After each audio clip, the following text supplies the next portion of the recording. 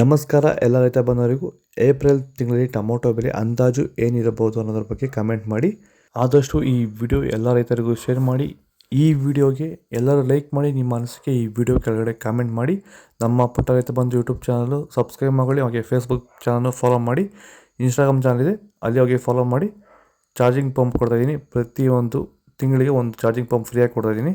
ಹೋಗಿ ಇನ್ಸ್ಟಾಗ್ರಾಮಲ್ಲಿ ಫಾಲೋ ಮಾಡಿ, ಯಾಕಂದರೆ ಚಾರ್ಜಿಂಗ್ ಪಂಪ್ ಫ್ರೀಯಾಗಿ ಕೊಡ್ತಾಯಿದ್ದೀನಿ. ನೀವು ಟಾಸ್ ಗೆದ್ದು ನೀವು ಗೆದ್ಕೊಬೋದು. ಆದಷ್ಟು ಈ ವಿಡಿಯೋ ರೈತರಿಗೆ ಶೇರ್ ಮಾಡಿ.